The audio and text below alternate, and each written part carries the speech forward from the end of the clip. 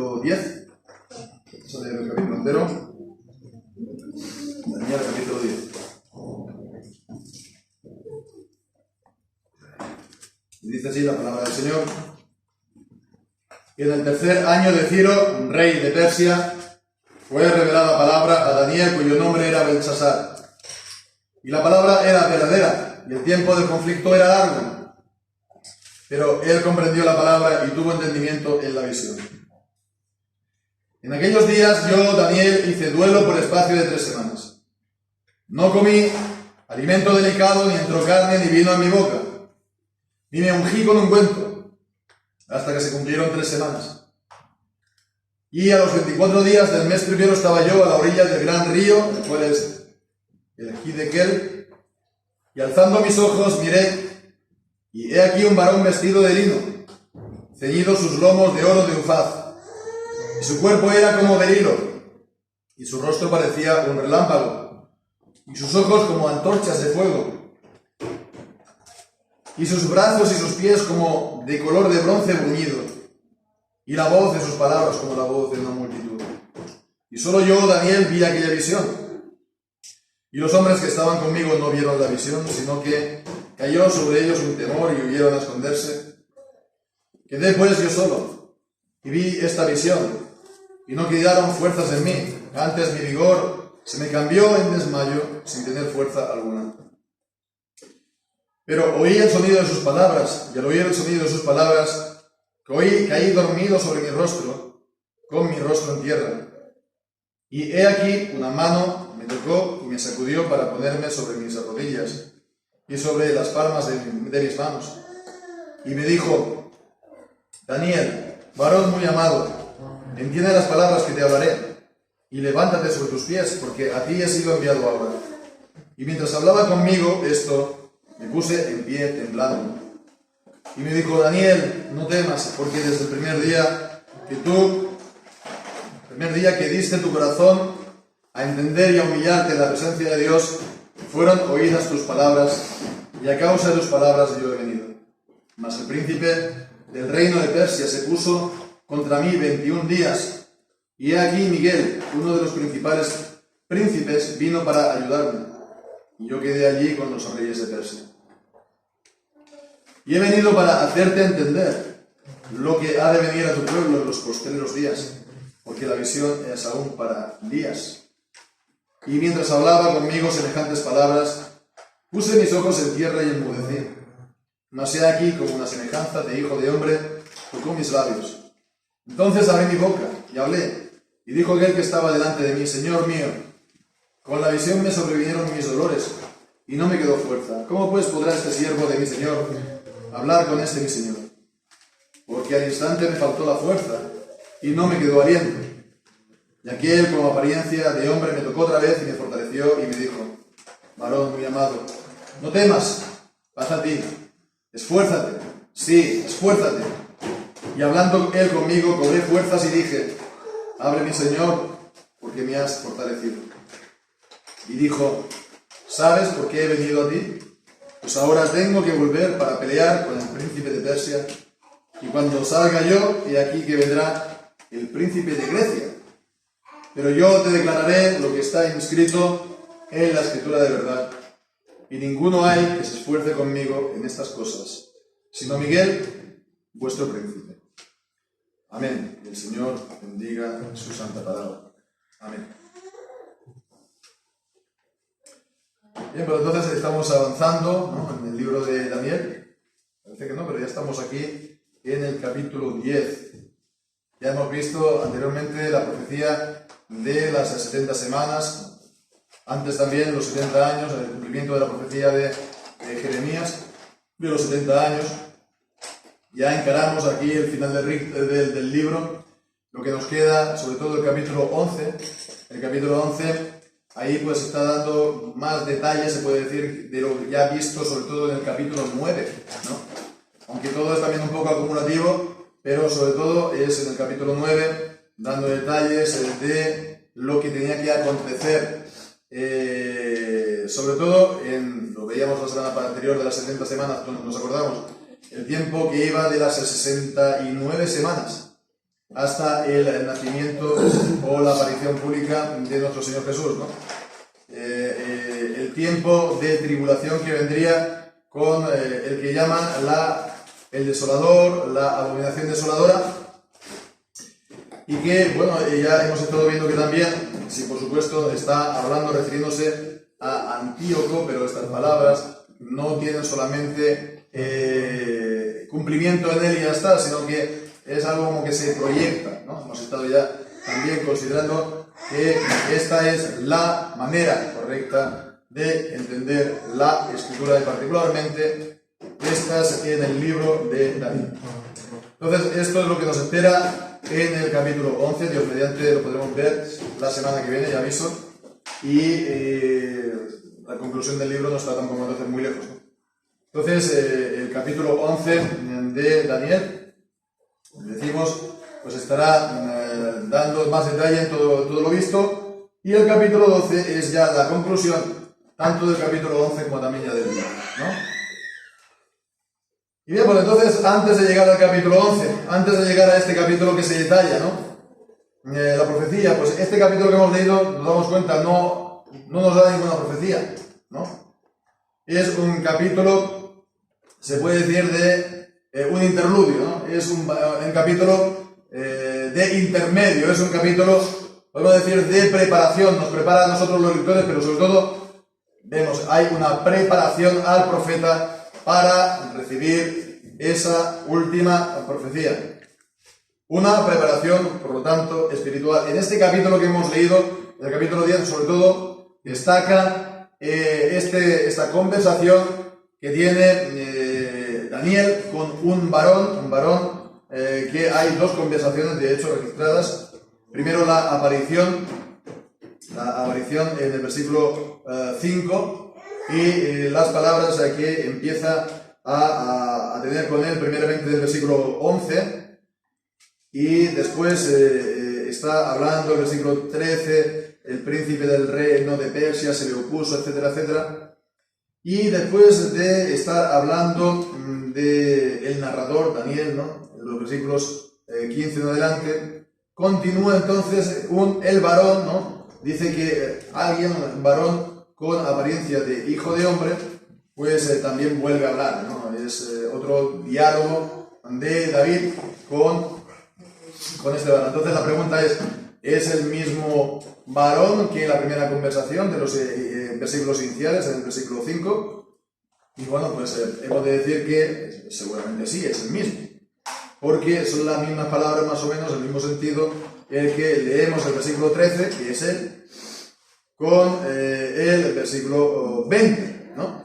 Que está hablando también del príncipe de Grecia, que está hablando también de que se lo opuso, y está hablando también en ambos lugares que recibe la ayuda de Miguel, el varón, ¿no? Recibe la ayuda de Miguel. Miguel, pues que es un ángel a favor del pueblo de Israel, ¿no? Entonces, bueno, vemos aquí quién es este varón. Este varón no es otro entonces que Cristo, es Jesucristo, es la persona del Hijo, ¿no? Que se aparece visiblemente en su tiempo, antes de su tiempo de la encarnación. Es una aparición del Cristo preencarnado, como la frase que se utiliza siempre, Cristo preencarnado. Una aparición, y hemos de ver aquí que es siempre que en el Antiguo Testamento se nos habla del ángel de Jehová. A veces hay siempre debates, y un caso particular es un ángel de Jehová, pues el ángel de Jehová, pero siempre que está hablando del ángel de Jehová, está hablando de Jesús. Jesucristo, ¿no? En Génesis capítulo 19 vemos que Abraham se dirige a él con términos de Señor, de Jehová incluso. Y esto es una cosa muy importante también para abrirnos los ojos acerca de Jesús, acerca de su divinidad. Bueno, por supuesto, ya lo conocemos, ¿verdad? Y ya lo sabemos, pero en general a la gente hoy en día hace falta que esto lo llega a tener claro. Jesús se manifestaba antes de su encarnación y entonces vemos que Él es realmente divino, es Jehová. De hecho, ya sabemos el significado del nombre Jehová es Él será, Él es y Él fue, Él eterno. Y vemos la relación también que tiene como Cristo se presenta en el libro del Apocalipsis, ¿no? El que era, el que es y el que ha de venir, como el que será, ¿no? El que era, es y será. Él es el eterno. Jehová significa el eterno. Y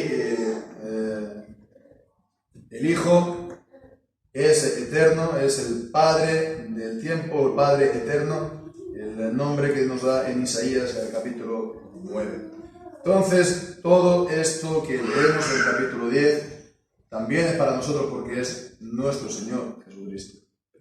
Tiene que ver, por lo tanto, también para nosotros, estando en el Nuevo Testamento, como pueblo, como iglesia. A lo mejor los detalles, algunos que otros, pues no se aplican directamente, pero, como vamos a ver, esto es una palabra también para nosotros y podemos ver también en qué sentido nos afecta a nosotros. Pues si esto es una preparación espiritual para el profeta Daniel, para recibir revelación en cuanto a los últimos días, nos podemos leer de esta manera para recibirlo, entenderlo, apropiárnoslo también en este sentido. Porque también nosotros estamos esperando pues, una consumación, estamos esperando un cumplimiento de unas profecías, en gran parte las mismas profecías de Daniel, ¿no? Proyectadas, como estamos diciendo. Así pues, esto es también para nosotros. Estos principios de preparación espiritual, más aún veremos, de lucha espiritual, es algo que también nos atañe sin ninguna duda. Pero bueno, vamos a ver lo que nos dice aquí Daniel, comenzando por el primer versículo, cuando dice en el tercer año de Ciro.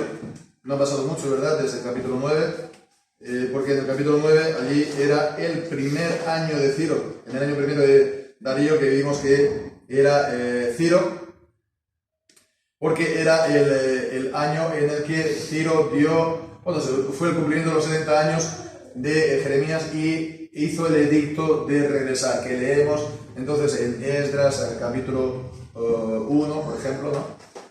Así pues, es muy poco tiempo después, han pasado 2 años, pero si Daniel ya era un abuelo en el capítulo 9, pues en el capítulo 10 es un poco más abuelo todavía, y vemos que con todo y con esto él recibe esta revelación. Fue revelada palabra a Daniel, cuyo nombre era Belsasar, la palabra era verdadero, y el tiempo de conflicto era largo, ¿no? Más adelante habla de lo que ha de acontecer en los últimos días o los postreros días. Hemos leído también en el versículo 14: he venido para hacerte entender lo que ha de venir a tu pueblo en los postreros días, porque la visión es aún para días. Para días. En los postreros días, y esto es, vemos, el conflicto era largo. Bueno, decimos las 62 semanas.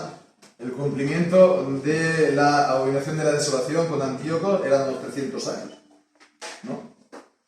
Entonces está dando palabra a larga distancia. Y bueno, ya para hablar del cumplimiento en el cumplimiento de la figura de Antíoco en el Anticristo, pues ya mucho más, ¿verdad?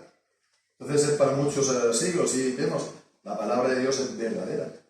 Está dando palabra desde centenares, incluso miles de años, que se cumple, que se va a cumplir, que no cae a tierra ni una sola de las palabras que Dios ha dicho, ¿no? Así pues es lo que dice el libro de Josué, no faltó ni una sola de las palabras, ¿no? No caía a tierra tampoco ninguna de las palabras que decía el profeta Samuel, no caía a tierra. no va a caer a tierra ninguna de las palabras que el Señor ha anunciado a su iglesia en cuanto al cumplimiento del tiempo, en cuanto a los postreros días. Aunque vemos aquí, alguien podría decir, ¿cómo será esto? ¿No? Qué difícil lo veo, ¿no? Pero el Señor no va a dejar caer a tierra nada de lo que Él ha dicho. En todo caso, si lo vemos difícil, ¿no?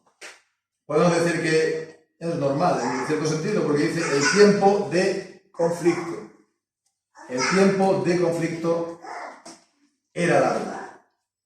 Este tiempo, para Israel, hasta Antíoco, Epífanes, etcétera, y todo lo demás, era un tiempo de conflicto.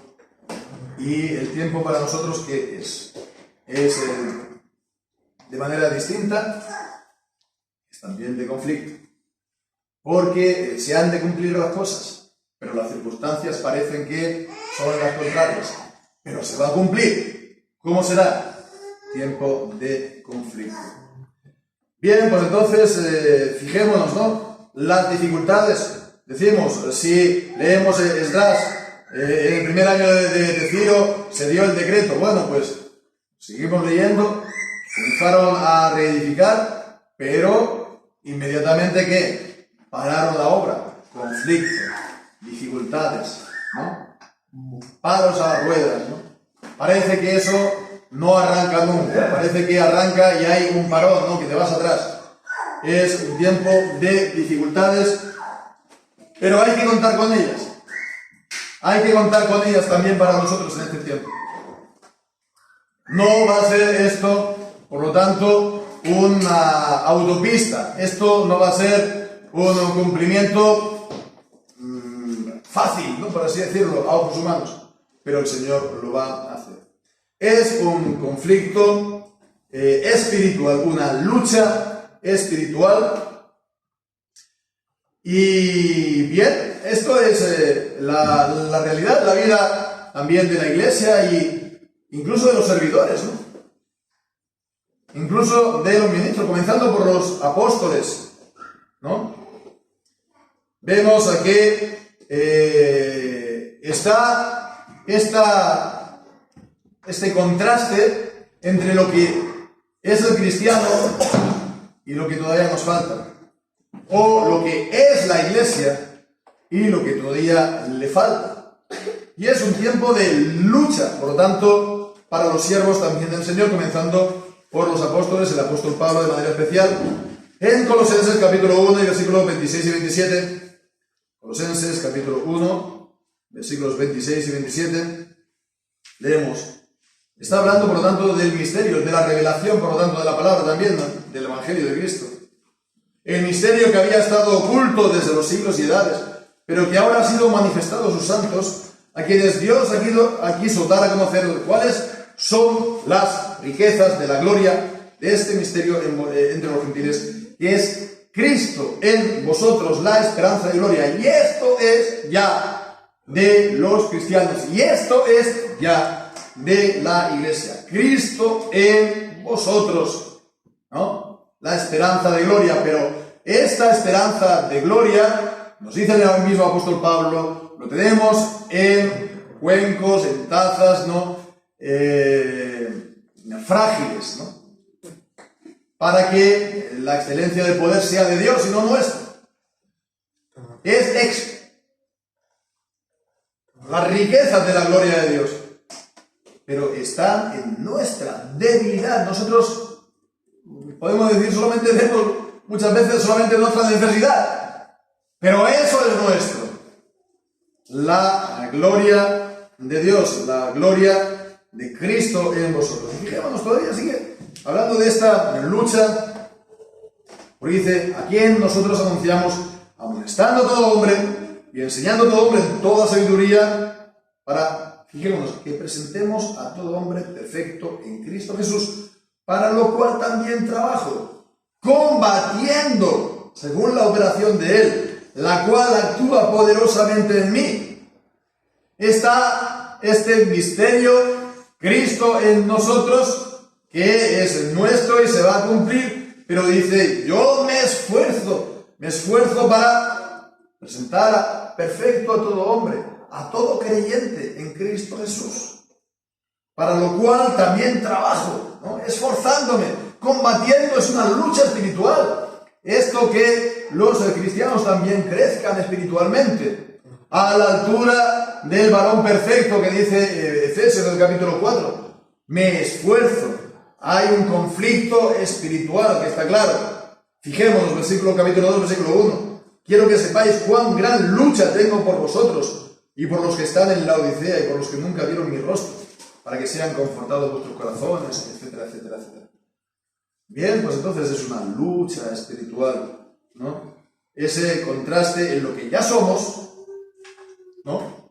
Como cristianos, como iglesia, lo que se va a cumplir ciertamente, absolutamente seguro, pero también por otra parte nuestra realidad, humanamente hablando, en la carne, ¿verdad?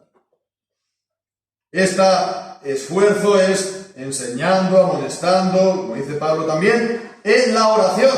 Y en la misma carta de Colosenses leemos el capítulo 4, y este es Epafras, es un colaborador del apóstol, os saluda Epafras, quien es uno de vosotros, siervo de Cristo, siempre esforzándose por vosotros en oraciones, para que estéis firmes, perfectos y completos en toda la voluntad de Dios. Por lo tanto, otra de las áreas de esfuerzo y de conflicto y de lucha espiritual por los cristianos, por la iglesia, para que se cumpla lo que ya somos, ¿no?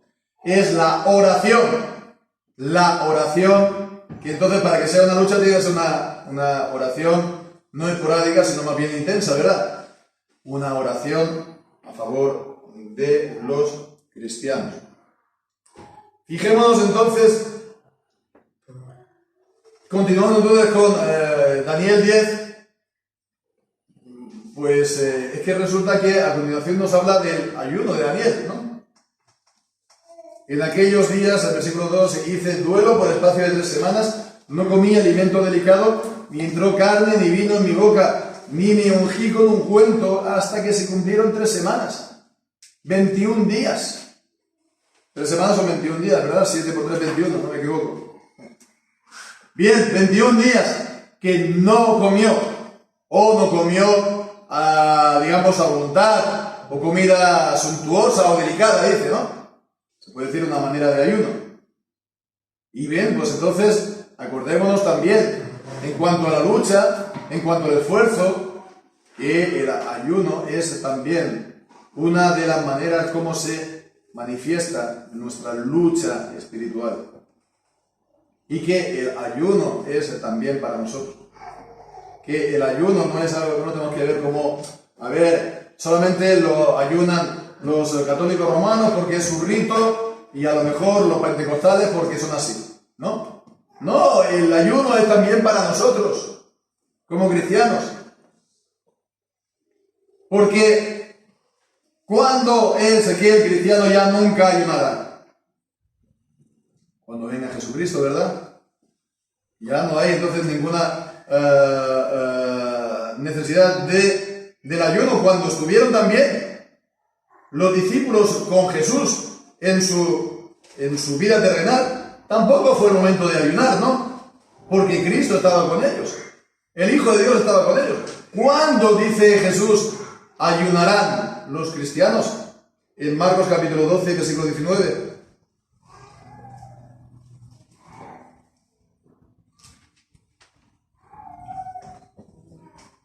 Jesús les dijo, ¿pueden acaso ayunar los que están de bodas mientras el esposo está con ellos? Entre tanto que tienen consigo al esposo, no pueden ayunar. Pero vendrán días cuando el esposo les será quitado. Y entonces ayunarán en aquellos días. Y Cristo, evidentemente, se nos ha sido quitado personalmente de la iglesia, ¿no? Y con su muerte, después su resurrección, bueno, Él ha ascendido a los cielos.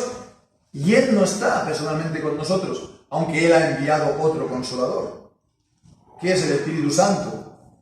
El Espíritu Santo por el cual Cristo sigue en nosotros y sigue en la iglesia.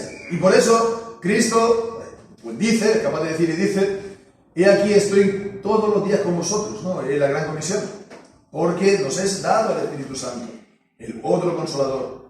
El Consolador primero es Jesucristo, el abogado de 1 de Juan capítulo 2, que es Paracleto, es también, se puede ver como el Consolador, ¿verdad? Pues el Espíritu es el otro Consolador, que nos consuela, ¿verdad?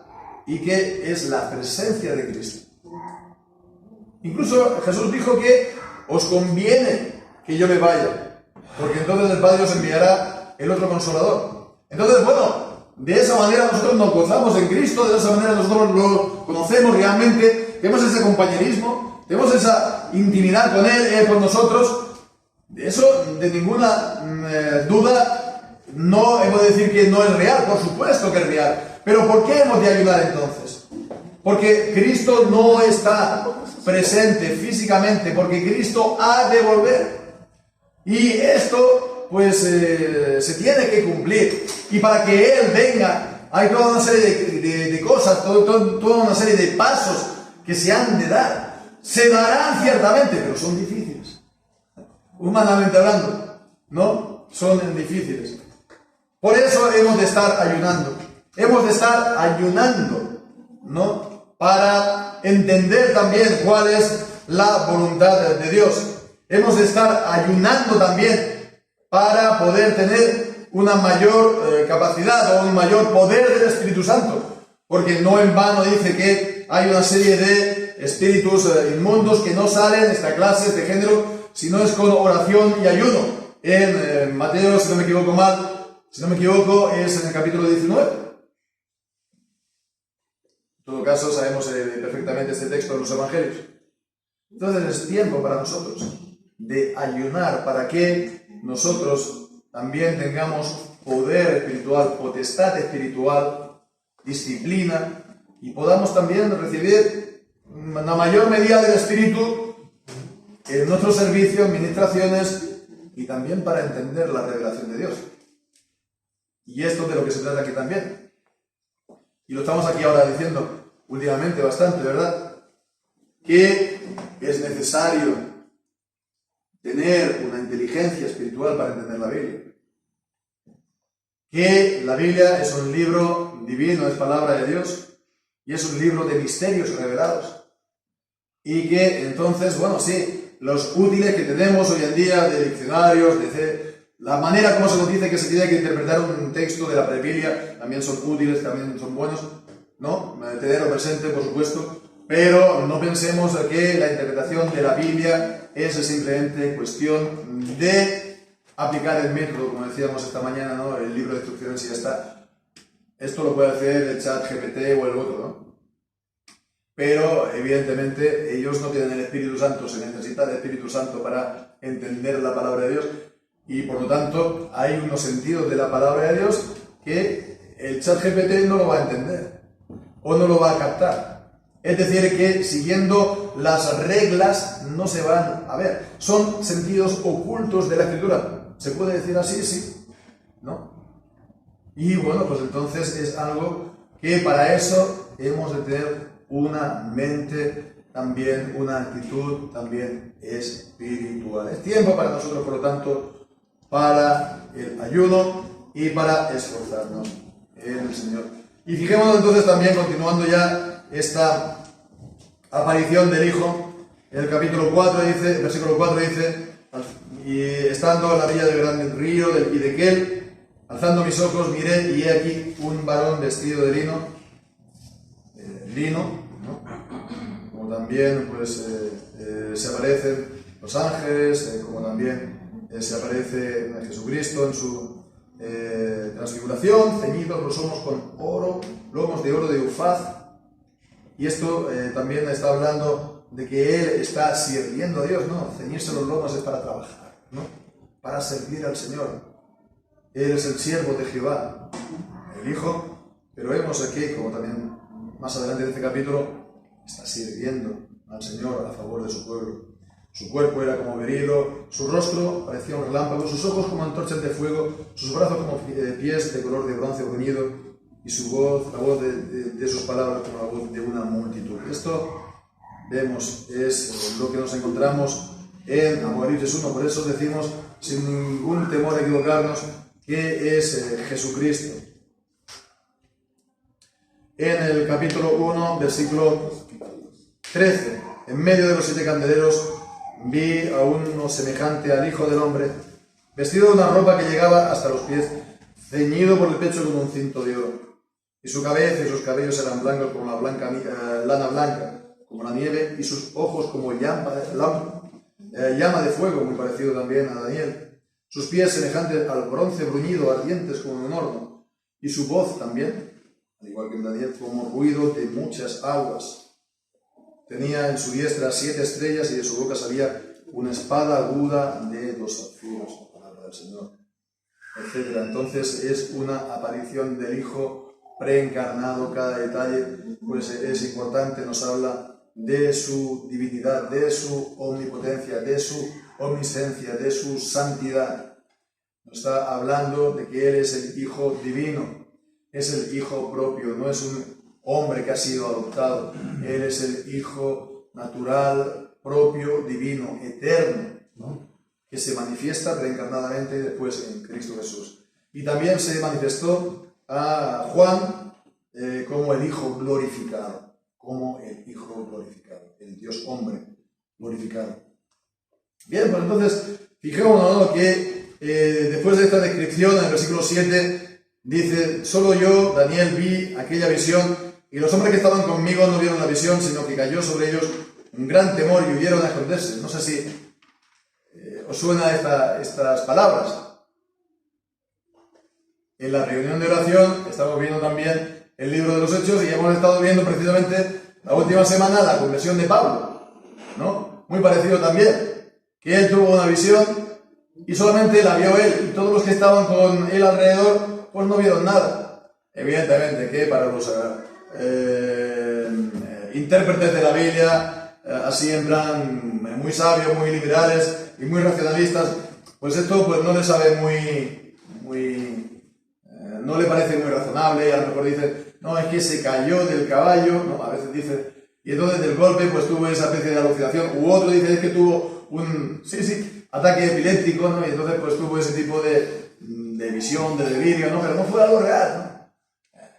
Eso no tiene ningún tipo de sentido, porque realmente ellos es que son incrédulos, son ateos, realmente no piensan que hay un mundo espiritual, y que por consiguiente son ateos, porque Dios es espíritu y el mundo, los ángeles son espíritu, y bueno, pues que no lo veamos al ojo,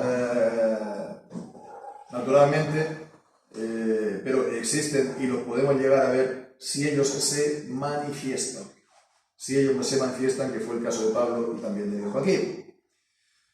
Bien, pues entonces aquí vemos ahora una cosa también que llama la atención acerca de Daniel, cuando él recibe la visión y cuando él recibe las palabras.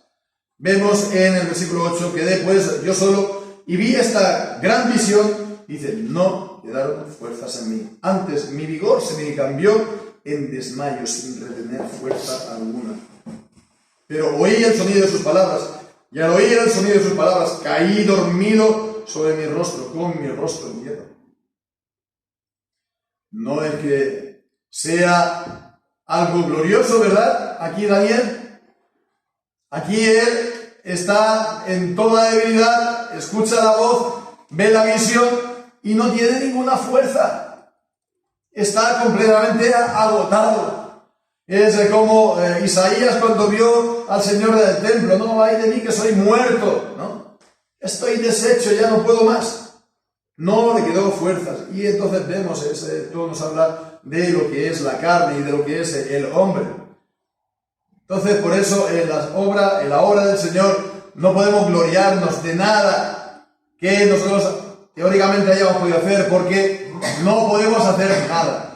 Y si entendemos algo es porque el Señor nos lo da. Y si hacemos algo es porque el Espíritu Santo nos da el poder hacerlo. ¿Qué tenemos que no hayamos nosotros recibido? Esto es también para nosotros. No podemos gloriarnos, ¿no?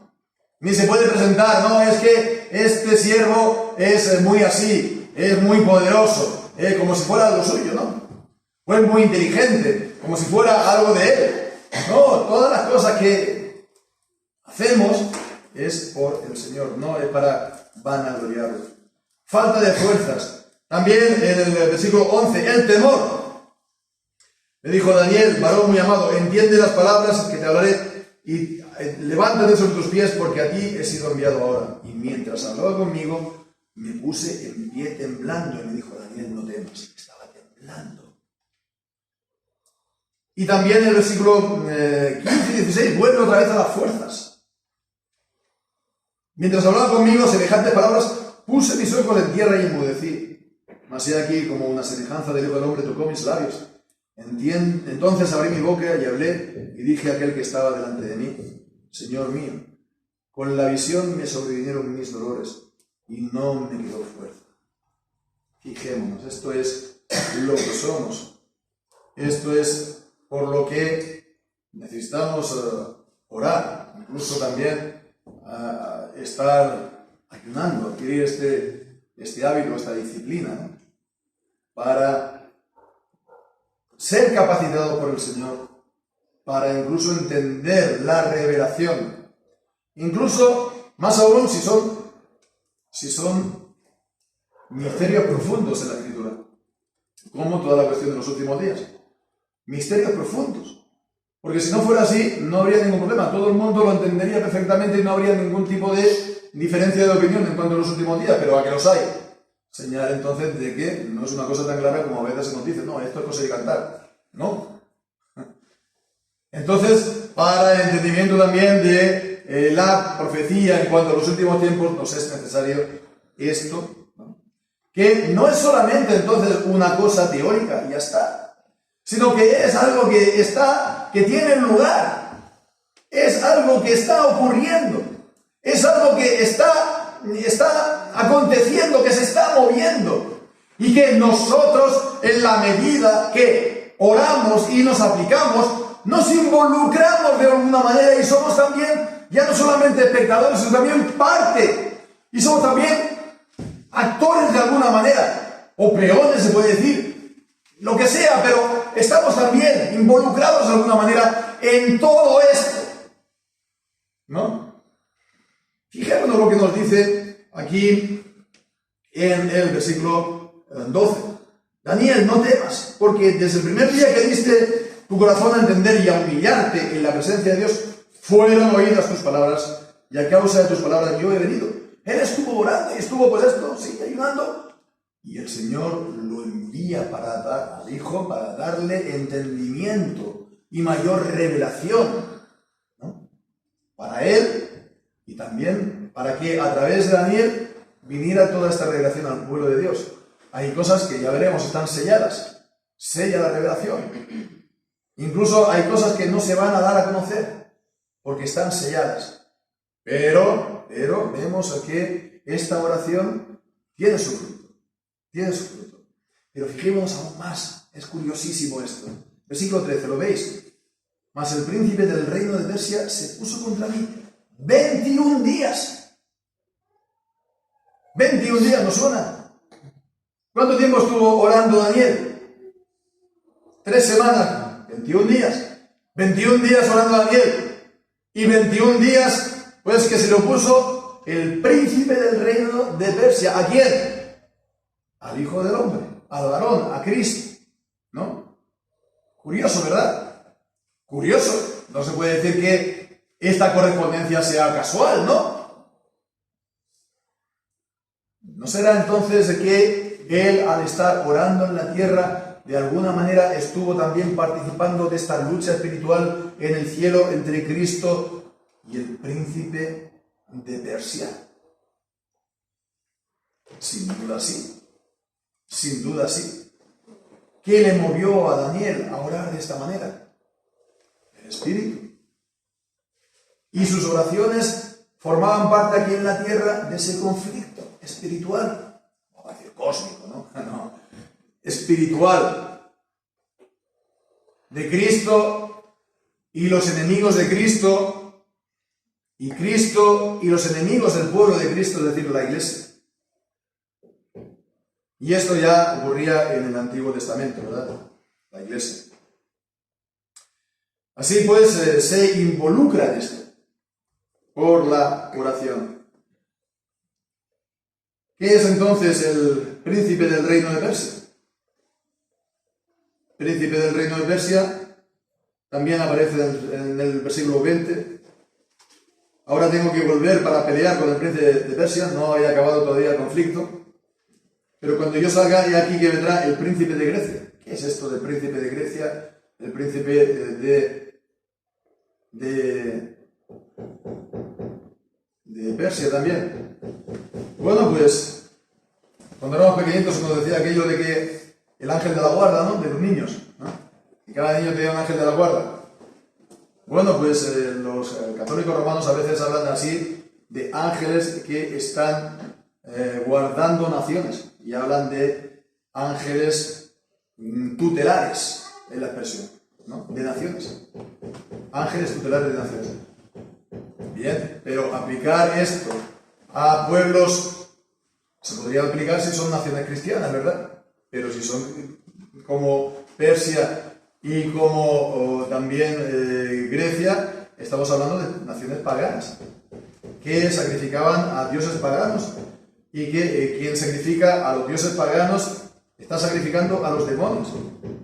Entonces sí, hay ángeles, ¿no? Porque aquí habla de un príncipe, ¿no? Que está, digamos, sobre una nación, incluso sobre un pueblo, Persia, Grecia, y hemos de pensar que sobre el resto de las naciones también, de la antigüedad. En Deuteronomio capítulo 32 dice que, allí, lo podemos leer después, que cuando Dios, Jehová, pues dividió las naciones, lo hizo según el número de los hijos de Dios, según también, por lo tanto, el número de ángeles, ¿no?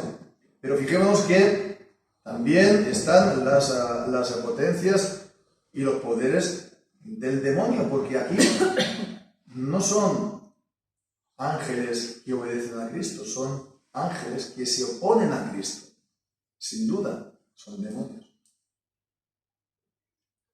Y si son, entonces, demonios, una categoría especial tiene que ser porque dice es el príncipe de la nación. Es el príncipe que está sobre toda esa nación, que tiene poder espiritual sobre toda esa nación. Entonces, bueno, esto nos muestra, nos da a entender claramente que también dentro de los ángeles, también dentro de los demonios hay una jerarquía, ¿no? Hay una jerarquía y entonces se habla tradicionalmente, por ejemplo, del arcángel Miguel o Gabriel, ¿no? Arcángeles, que son ángeles principales, príncipe, ¿vemos? Tiene que ver, ¿no? Bien, pues entonces son espíritus, ¿no? Espíritus malignos que dominan, ¿no? Acordemos lo que dice también Efesios, ¿no? De estar en la corriente de este mundo, sujetos a la potestad del diablo, que es el que ahora opera en los hijos de desobediencia. Lo hace el diablo, pero también lo hace a través de sus siervos, potestades, ¿no? Etcétera, etcétera, etcétera. Espíritus malignos. Y esto nos lleva también a la consideración, ¿no? De la cuestión, seguramente lo habréis escuchado alguna vez, de los llamados espíritus territoriales. ¿Lo habéis escuchado alguna vez? Espíritus territoriales. Sí, ¿verdad? ¿Se sigue ahora hablando de esto? En los años 90 más bien, 90, 2000, ¿no?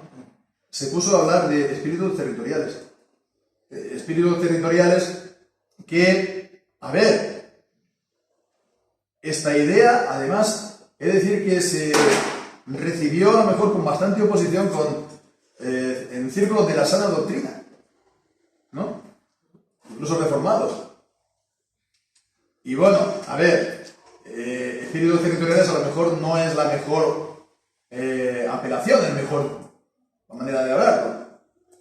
Pero hay un fondo de verdad aquí, que hay espíritus sobre territorios o sobre naciones, es lo que dice la palabra. Y ellos estaban invocando este texto, y es cierto. Ahora bien, ¿cuál es el problema de ello? Porque claro, todo error, toda herejía siempre parte de una parte de verdad. Entonces el problema es que queramos limpiar aquí el error y tiremos la parte de verdad también, puede ser por allá, ¿no?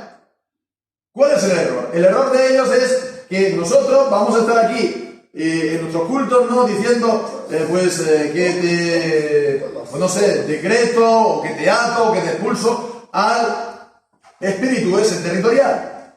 Como si nosotros tuviéramos esa fuerza o esa potestad de hacer esto a un, digamos, príncipe de las tinieblas, ¿no? De los poderes demoníacos. Y entonces, ¿cuál es el problema? Que eso no lo vemos en ninguna parte de la Escritura. Eso no lo vemos que lo hicieran los apóstoles ni siquiera.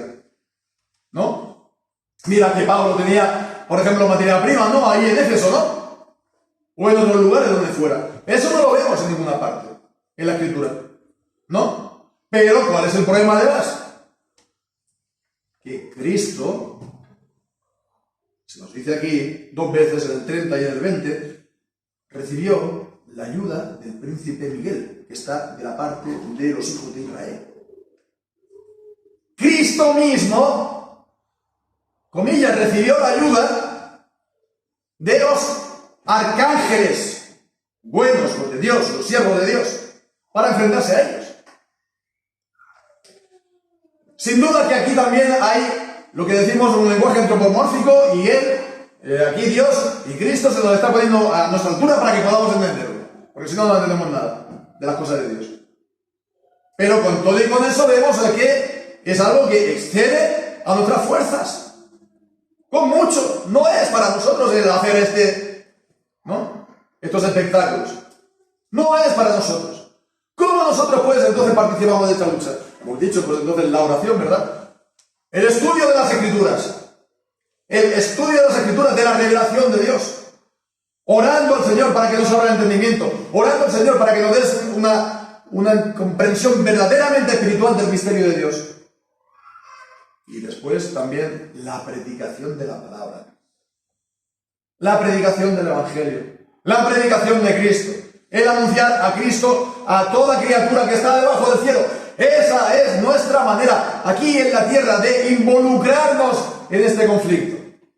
¿Verdad? ¿Cuál es la manera nuestra? Tomar la armadura de Dios que nos dice Efesios capítulo 6, ¿no?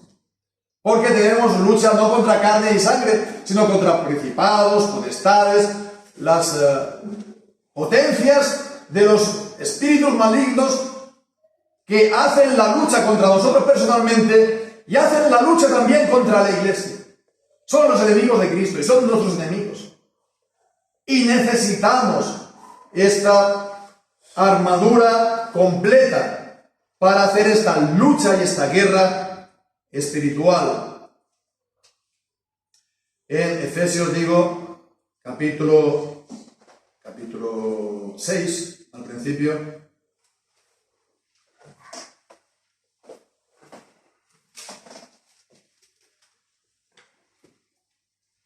Versículo 10, por lo demás, hermanos míos, fortaleceos en el Señor y en la fuerza de su poder, vestíos de toda la armadura de Dios, para que podáis estar firmes contra las acechanzas del diablo.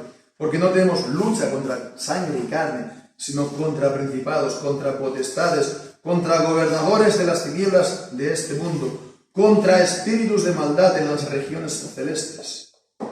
Por tanto, tomad toda la armadura de Dios para que podáis resistir en el día malo. Y habiendo acabado todo, estar firmes.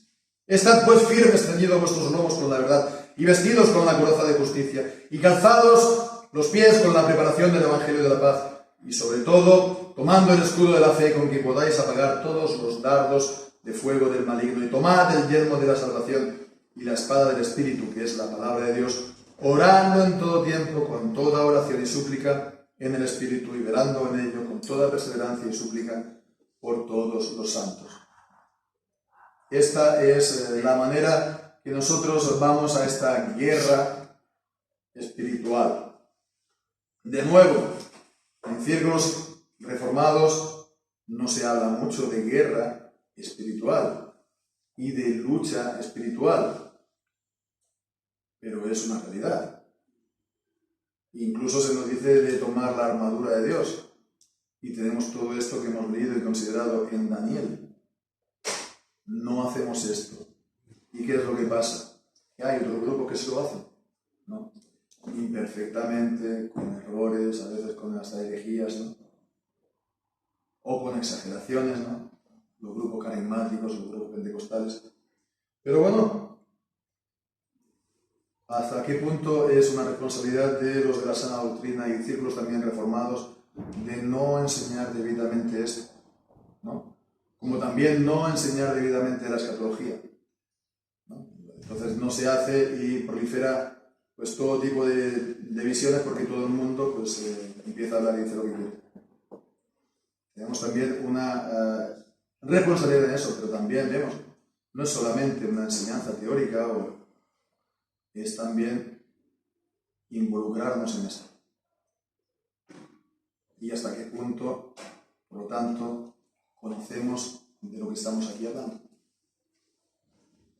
Hasta qué punto conocemos que somos atacados por el diablo.